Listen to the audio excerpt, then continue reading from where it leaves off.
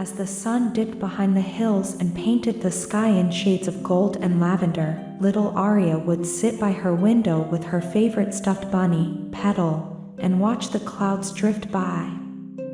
Aria loved bedtime. Not just for the warm cocoa or cozy pajamas with stars on them, but because every night, without fail, a bundle of dreamy balloons would float past her window. No one else in her village seemed to notice them. But Aria did. Big, round, glowing balloons in soft colors, lavender, peach, sky blue, each one shimmering with something magical. Some looked like they were filled with stardust, others had tiny lightning bugs inside, and one even looked like it carried a tiny floating piano. Aria would wave at them each night and whisper, "I wish I could go with you." One quiet evening, as moonlight bathed her bedroom in silver, Aria saw something different. One of the dreamy balloons wasn't drifting past her window. It was waiting. Right outside.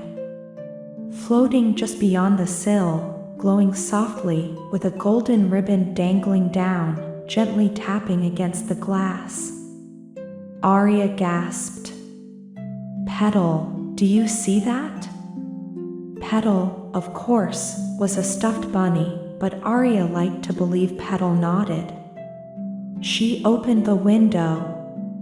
The golden ribbon reached toward her hand like it had been waiting for her all along. She hesitated just a moment, then wrapped her fingers around the ribbon. Suddenly, she felt lighter. Not just in her fingers, but her toes, her knees, her whole self. The wind curled around her, gentle and warm, and she was lifted right off the floor. Aria giggled with surprise as she floated out of the window, holding tight to the golden ribbon. The balloon bobbed happily and began to carry her up, up, up, higher than the rooftops, higher than the tallest tree, higher than even the village bell tower. Soon, dozens of other dreamy balloons floated alongside them, dancing in the sky like sleepy fireflies. The air was soft and full of music, not loud music, but a hum you could feel in your chest, like a lullaby sung by the stars. The first place they floated to was the sky meadow, a place above the clouds where giant petals opened only at night. Each flower held a dream inside, swirling gently, some of kittens in teacups, others of castles that could fly. Aria reached out and touched one gently. Whoosh! For a moment, she stood inside someone's dream. She was twirling on a stage made of marshmallows while butterflies clapped their wings. Then pop! She was back in the sky meadow, giggling. The balloon tugged at her hand. Okay, I'm ready for the next place, Aria whispered. Next, they floated toward the whispering hills, where balloons dipped low and brushed the tops of cloud-covered mountains. Voices whispered here, soft, dreamy voices. Not scary ones, more like bedtime stories being told far away. Once upon a time, the gentle moon smiled down, and the stars tucked her in. Aria listened carefully. Are these other people's dreams? The balloon bobbed up and down. She floated past a hill where little dream animals slept under star-leaf trees. A fox wearing pajamas. A turtle with a nightcap.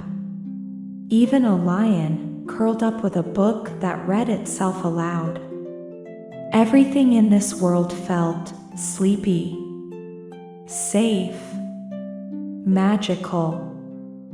Finally, the balloon led Aria to a place above the clouds called the Dream Lantern Grove.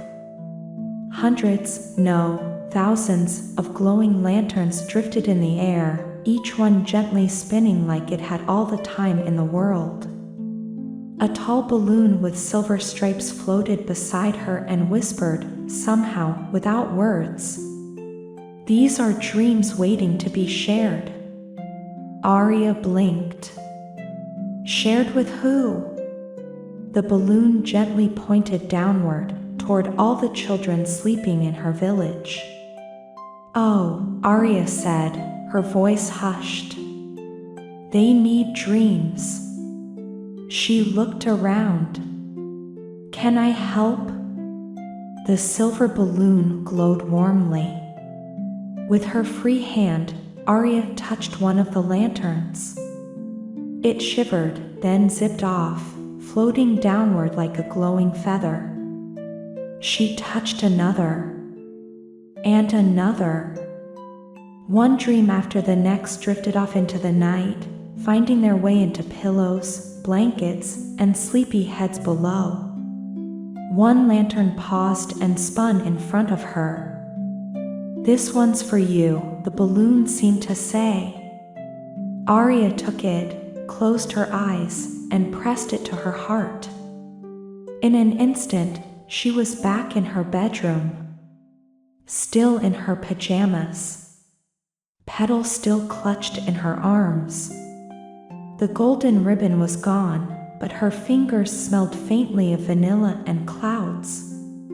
She looked out the window and saw the dreamy balloon rise into the night sky, winking once before vanishing into the stars. "Thank you," she whispered. Then she curled up beneath her blanket, Petal tucked close, and drifted into the softest, deepest sleep she'd ever known. That night, her dream was made of lanterns and laughter and a balloon that carried her heart higher than the moon.